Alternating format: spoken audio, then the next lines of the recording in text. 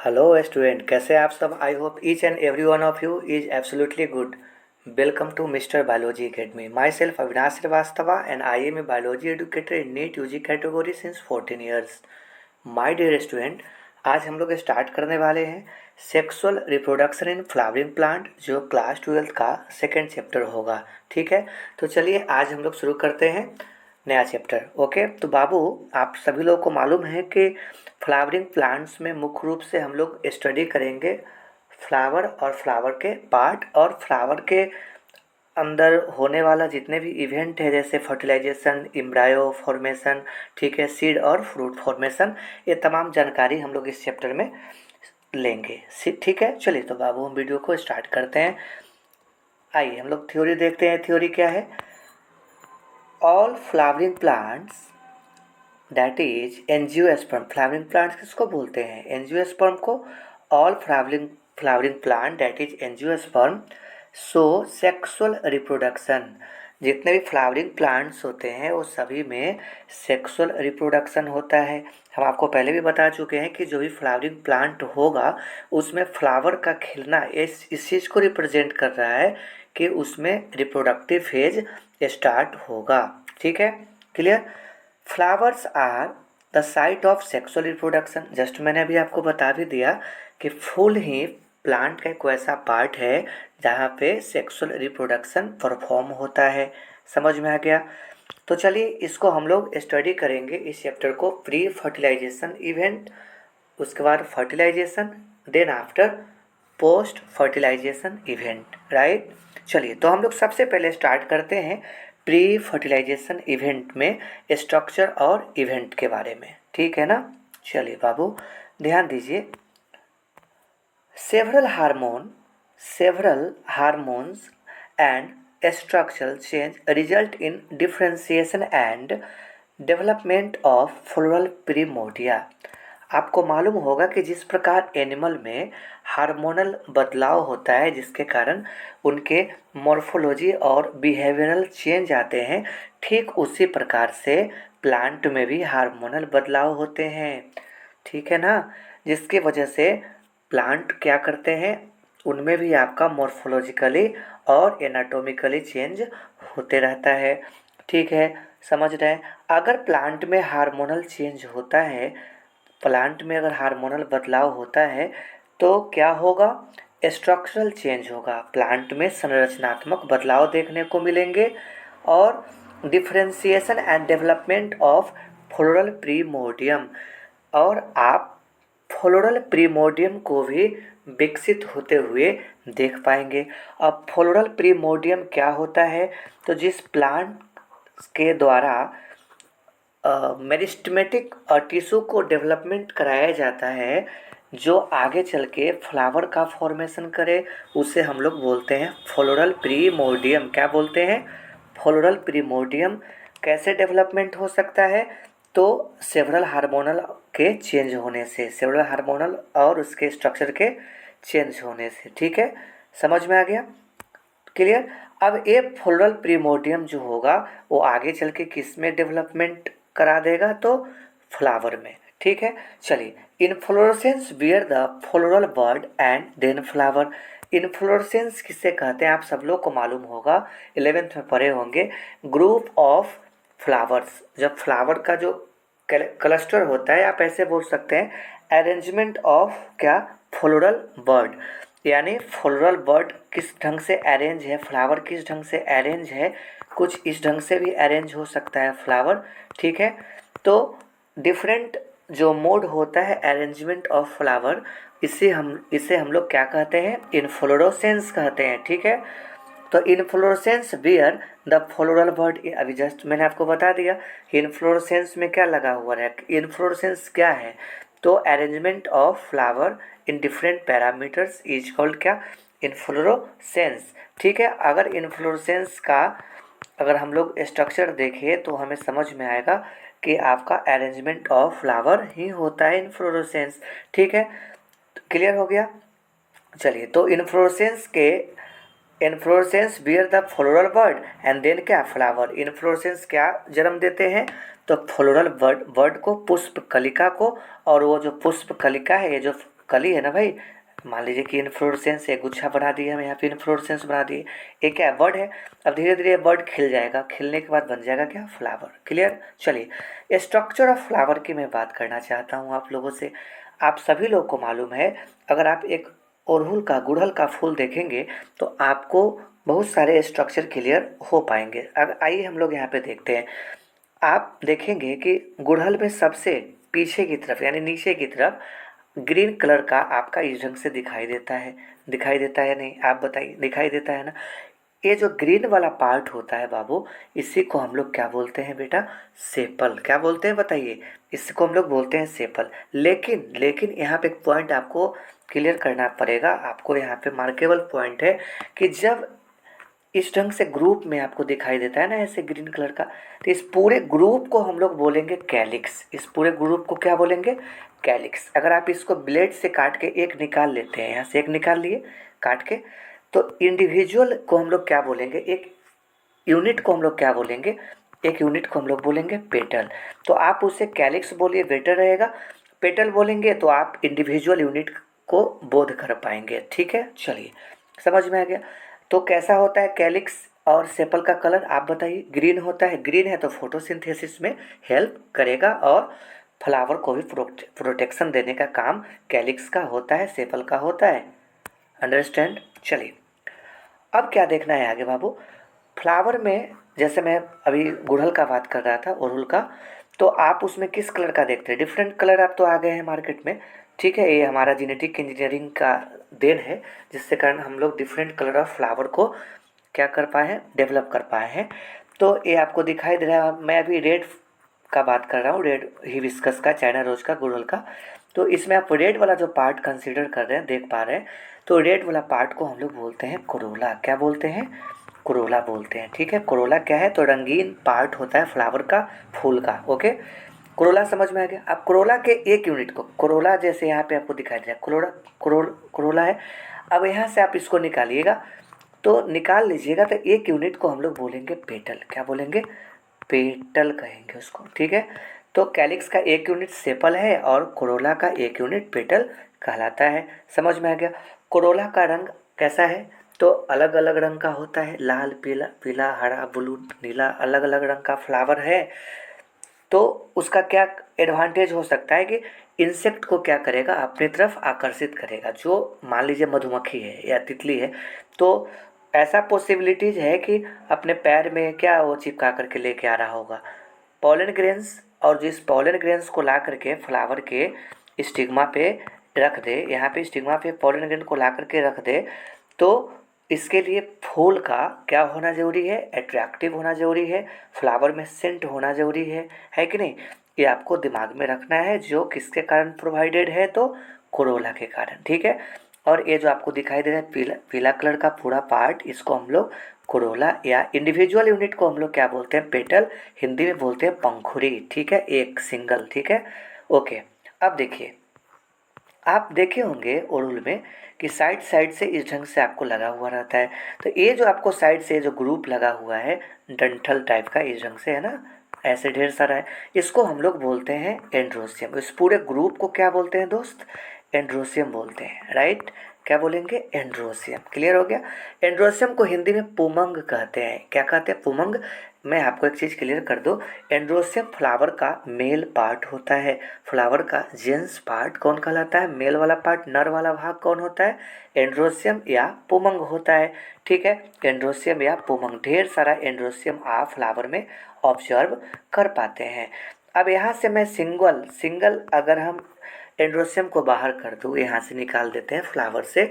ठीक है, तो इस चीज़ का नाम अब बदल जाएगा। जिस प्रकार कैलिक्स में सेपल, कोरोला में पेटल हुआ, इस ढंग से अब यहाँ इसको हम लोग बोलेंगे स्टेमेन। क्या बोलेंगे, स्टेमेन या माइक्रोस्पोरोफिल।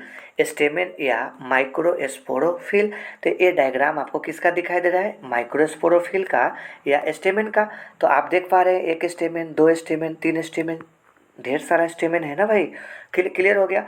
तो आपको समझ में आया कि ये हमारा स्टेमेन का डायग्राम है, जो यूनिट होता है एंड्रोसियम का। तो कभी आपसे पूछा जाए कि क्या स्टेमेन मेल यूनिट है, यस ज़रूर है, क्योंकि stamen is the unit of androecium.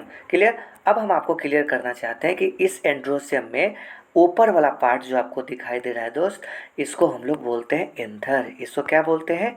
Anther बोलते हैं, हिंदी में परागकोश कहते हैं। यहाँ पे जो पॉइंट है इसको हम लोग बोलते हैं कनेक्टिव। क्या कहते हैं? कनेक्टिव कहते हैं। ये जो डंठल है, इस डंठल को हम लोग बोलते हैं फिलामेंट। क्या बोलते हैं? फिलामेंट। तो how many part of stamen? Stamen has 3 parts. सबसे ऊपर वाला जो फर्टाइल पोर्शन है, फूला हुआ पार्ट है, एंथर कहलाता है। जो फिलामेंट और एंथर को कनेक्ट करता है उसे हम लोग बोलते हैं कनेक्टिव। और जो डंठल जैसा स्ट्रक्चर जो लोअर मोस्ट पार्ट में है स्टेमेन के, उसे हम लोग फिलामेंट कहते हैं। क्लियर हो गया? उसे क्या बोलते हैं? फिलामेंट। एक और मार्केबल पॉइंट हम यहाँ पे आपको क्लियर करना चाह रहे हैं, सुनिएगा बड़ा गौर से।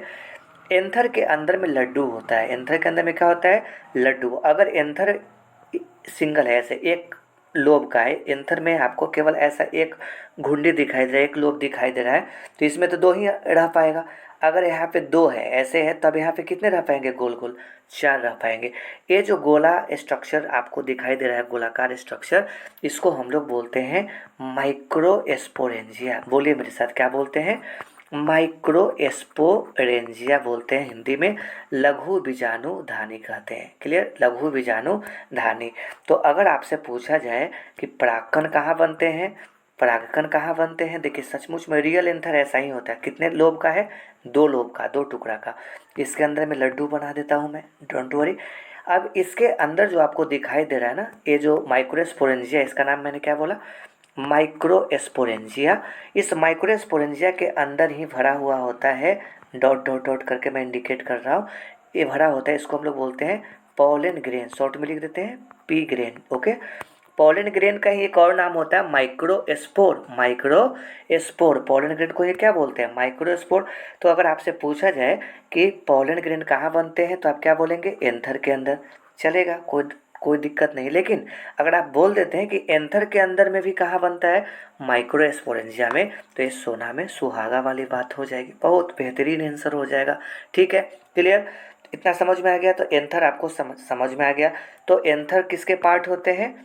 स्टेमेन के ऊपर वाला, और कनेक्टिव होता है, और क्या होता है? फिलामेंट। ये तीनों पार्ट होता है स्टेमेन के। ये तो आपको क्लियर कर दिए। चलिए, तो एंडोसियम मेरा कंप्लीट। अब मुझे देखना है आखिरी चक्र। फ्लावर में 4 चक्र होते हैं ना, कैलिक्स, क्रोला, एंड्रोसियम, 3 तो हम लोग देख लिए। चौथा हम लोग को देखना है क्या? गाइनोसियम। देखिए, आपको यहाँ पे ध्यान आप दे पा रहे होंगे कि यहाँ पे आप देख रहे होंगे कि ऐसे बीच में एक डंठल है। आप गुड़हल में भी देखिए, हिबिस्कस में इस ढंग से आपको एक डंठल दिखाई देगा। ऐसे मैं ऐसे आपको डायग्राम ड्रॉ कर रहा हूँ। देखिए ऐसे होता है कि नहीं होता है? बीच में होता है ना। तो ये जो पार्ट होता है, संयोग से मैं आपको बताना चाहता हूँ कि ये जो पार्ट होगा एक्चुअली गुड़हल में कितना होगा? सिंगल होगा। ठीक है, सिंगल होता है। लेकिन बहुत सारे ऐसे फ्लावर होते हैं, मान लीजिए कि मैं फ्लावर ड्रॉ कर रहा हूँ, ठीक है, तो इसमें ढेर सारा ऐसा हम बना देते हैं। देखें 2 3 हो गया ना, 1 2 3। ठीक है, अगर ढेर सारा ऐसा रहेगा तो इस पूरे ग्रुप को दोस्त क्या बोलेंगे? इस पूरे ग्रुप को हम लोग बोलेंगे गाइनोसियम। क्या बोलिएगा बताइए जरा? गाइनोसियम। गाइनो लेडीज, लेडीज का डॉक्टर को क्या बोलते हैं? गायनेकोलॉजिस्ट।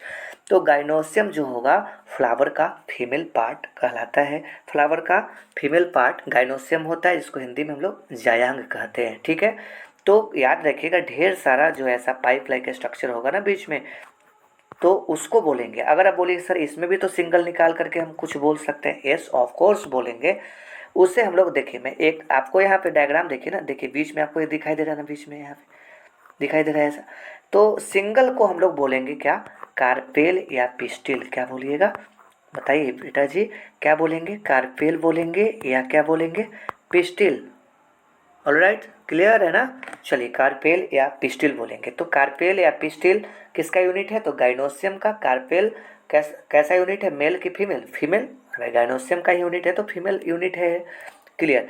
अब मुझे देखना है आगे, जिस प्रकार स्टेमेन में 3 पार्ट था, 3 पार्ट है, उसी ढंग से यहाँ पे गाइनोसियम में भी 3 पार्ट होगा। ऊपर वाला जो पार्ट होगा इसे हम लोग बोलेंगे स्टिग्मा। ठीक है, ऊपर वाला। इसी स्टिग्मा पे तो पॉलन ग्रेन कीड़ा मकोड़ा आकर के रख देता है, हवा पानी रख देता है ना, इस पर ट्रांसफ़र कर देता है। ये जो पाइप लाइक स्ट्रक्चर दिखाई दे रहा है बीच में, इसको हम लोग बोलते हैं स्टाइल। क्या कहते हैं? स्टाइल कहते हैं। और लोअर मोस्ट जो फूला हुआ पार्ट होता है, इसको हम लोग बोलते हैं ओवरी। क्या कहते हैं? ओवरी, अंडाशय। याद रखिएगा, यही ओवरी फीमेल वाला जो पार्ट है ना, ओवरी कार्पेल का नीचे वाला, जब पक जाएगा तो फल बनता है। तो फ्लावर में फल कौन बनाता है? ओवरी। ओवरी किसका पार्ट है? तो कार्पेल का ही। ये पूरा डायग्राम किसका दिखाई दे रहा है? जो पूरा डायग्राम है कार्पेल या पिस्टिल का डायग्राम है, जो यूनिट है गाइनोसियम का। ठीक है, क्लियर? समझ में आया? चलिए, अब मुझे एक चीज़ और क्लियर करना है आप लोगों को। ओवरी के अंदर में एक और स्ट्रक्चर होता है अंडा जैसा, इसको हम लोग बोलते हैं ओव्यूल कहते हैं। क्या कहते हैं बाबू? ओव्यूल। OVULE। क्या कहते हैं उसको? ओव्यूल कहते हैं। तो व्हाट इज ओव्यूल? तो ovule is the egg like structure that is present inside the ovary. Ovary के अंदर है। अब क्वेश्चन है कि ये ओव्यूल सीड बनाता है? तो आप जवाब देंगे डेफिनेटली बनाता है, जरूर बनाएगा, क्योंकि ओवरी, बाहर वाला ओवरी क्या बना रहा है? फल बना रहा है। तो ओवरी के अंदर में जो ओव्यूल है, ऑब्वियसली क्या बना सकता है? सीड बना सकता है। तो ओव्यूल से सीड बनते हैं, ओवरी से फल बनते हैं। क्लियर हो गया? इतना समझ में आ गया?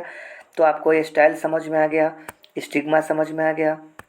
एंथर देखिए यहाँ पे बाइलोब्ड है ना, दो टुकड़ा का है। बाइलोब्ड मतलब दो टुकड़ा का, उसको डाइथिकस कहते हैं। आगे पढ़ाएंगे आपको।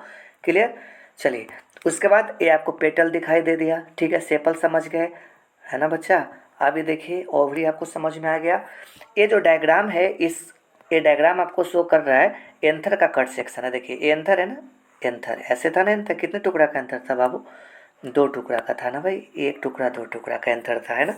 अब इसको हम लोग यहाँ से कट कर दिए, जस्ट कट करिएगा ना, तो कुछ आपको ऐसे दिखाई देगा, ऐसे। ठीक है, ऐसे दिखाई देगा। ठीक है, तो ये देखिए अच्छे से बना देते हैं। ओके, ऐसे दिखाई दे रहा है ना। देखिए एंथर है, चार लड्डू बना देते इसमें माइक्रोस्पोरेंजिया। और नीचे वाला कोई डंठल बना दे रहा हूँ मैं। देखिए इसको फिलामेंट बोलते हैं ना, मेरे पास जगह नहीं, नीचे फिलामेंट है ना। तो ये जो आपको दिखाई दे रहा है, ये आपका एंथर का कट सेक्शन है, क्रॉस सेक्शन, जिसमें आपको टेट्रागोनल आपको दिखाई दे रहा है ना। चार कॉर्नर है, एक कॉर्नर, दो कॉर्नर, तीन कॉर्नर, चार कॉर्नर। चारों कॉर्नर पे आपको लड्डू है ना, माइक्रोस्पोरेंजिया। और इसके अंदर क्या भरे हुए हैं दोस्त? आप बताइए बच्चे। पोलन ग्रेन्स या माइक्रोस्पोर। देखिए इसके अंदर में मैंने भर दिया। तो पोलन ग्रेन किसके अंदर में भरे होते हैं? माइक्रोस्पोरेंजिया के अंदर। ठीक है, अब आपको दिखाई दे रहा है ना यहाँ पे, देखिए आपको इसके अंदर में आपको चार दिखाई दे रहा है ना। तो माइक्रो, अब यहाँ पे बोलिए सर यहाँ तो पोलन सेक लिखा हुआ है। Don't worry my dear student, pollen sac किसको बोलते हैं? माइक्रोस्पोरेंजिया को ही पोलन सेक कहते हैं। माइक्रोस्पोरेंजिया को ही, लघु बीजाणुधानी को ही पोलन सेक कहते हैं, याद रखिए। और इस पोलन सेक, सेक मतलब थैला, पोलन मतलब परागकण। तो पोलन सेक में क्या भरा होता है? Pollen grain. अभी मैंने आपको कुछ देर पहले बताया था, 2 मिनट पहले, कि माइक्रोस्पोरेंजिया के अंदर में पोलन ग्रेन होता है, राइट। लेकिन microsporangia is also called pollen sac. तो मैं क्यों नहीं बोल सकता हूँ कि पोलन सेक के अंदर क्या भरा होता है?